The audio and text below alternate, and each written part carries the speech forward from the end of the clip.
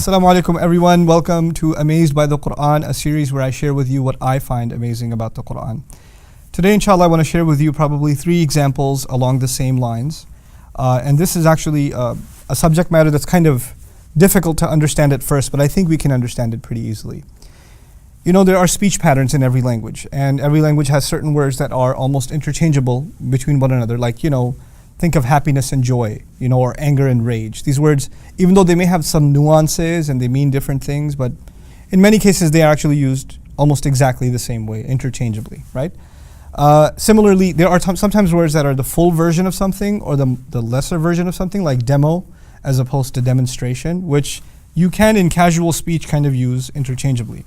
Now bear in mind that as I share this example with you, the entire Quran is an oral tradition. It was revealed and it was memorized as it was sent down, and it wasn't documented in the way that a book is written down. It's passed down primarily as an oral tradition, and later on it is put into writing. So the Arabic language, let's start with that. The Arabic language actually has 2 words for giving counsel. One of those words is wassa, and the other word is awsa. And even if you don't remember that vocabulary, it's okay.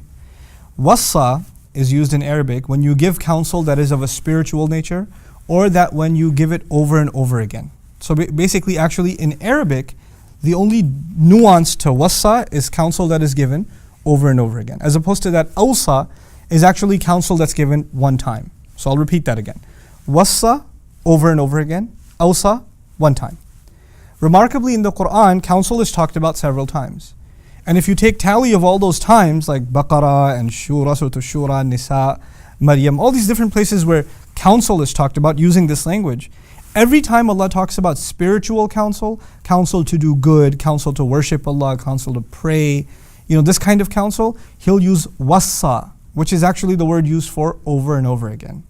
And every time counsel is of a financial matter, like, inheritance is also kind of the deceased left some counsel about how the money should be distributed, He uses awsa. So for financial or, inheritance type matters, awsa, kind of leaving a will, leaving counsel behind, leaving advice behind, instruction behind, awsa. And spiritual matters, wassa, which is beautiful.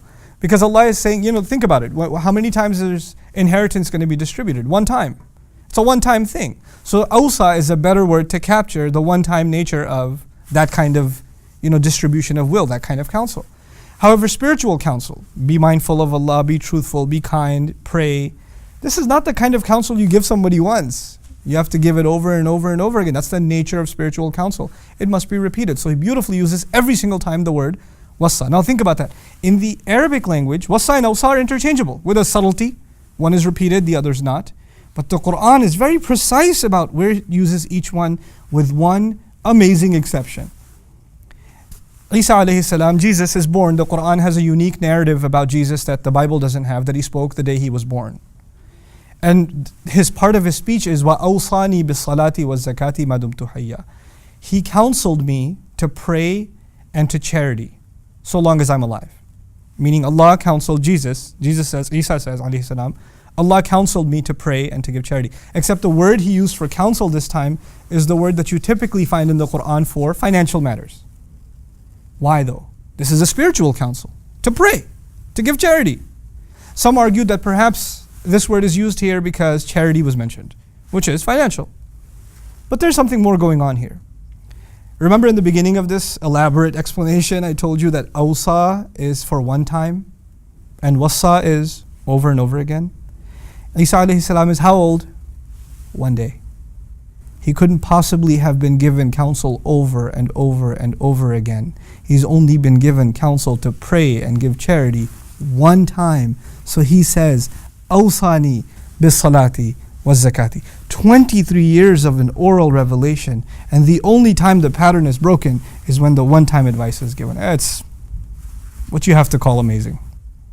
Another 2 examples I want to quickly give you along the same lines, because they're so short that if I made a video by themselves, they'd be like a minute long. So I'll throw them in here, inshallah. Is 2 words. We'll compare 2 words. There's this word a'yun, and there's the word uyun. A little more vocabulary for you. A'yun is actually, it means 2 things. Each one of these words means 2 things.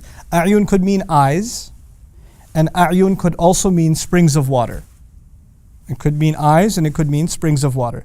On a side note, the Arabs have the same word for these because anything that pleased their eye, they use the word eye for it. So waterfalls are called eye too because it pleases their eye. But regardless, a'yun could mean eyes, and it could also mean springs of water. Another word, uyun, could also mean either one of these things. It could mean eyes, and it could also mean springs of water. But the Quran has a particular signature. So for 23 years of this oral tradition, every time a'yun was used, it was about the eyes. And every time uyun was used, it was about the springs of water. Even though in Arabic, both of those could carry both meanings, the Quran decided that it's going to have a signature where a'yun consistently will be talking about eyes and uyun consistently is going to be talking about springs of water. That kind of consistency in oral speech is impossible to keep up with. It's just impossible to keep up with. And finally, just along the same lines, is the distinction between two kinds of rain. The Arabs use the word matar for rain. They also use the word ghayth for rain. And interestingly enough, in the Quran, matar, every time a rain is kind of like a flood kind of a rain or a punishment is raining from the sky, matar. And every time rain has something good in it, something that produces life and gives vegetation, ghayth. So it actually distinguished between the two kinds of rain that the Arabs themselves would not distinguish. They would use matar and ghayth interchangeably. Rain is just rain, but two different words for two different scenarios of rain. Good rain, ghayth. Terrible rain, matar, over and over again for 23 years. The point of this short session was to illustrate to you how the Quran, when it picks a word and it sticks with it and it creates a pattern using that word, it actually creates a literary signature for that word. And these are the kinds of things, inshallah ta'ala, over the course of this series that I hope to elaborate before you more and more and more. May Allah give us a genuine appreciation of His beautiful word. Barakallahu li wa lakum. Assalamu alaikum wa rahmatullahi wa barakatuh. See you next time.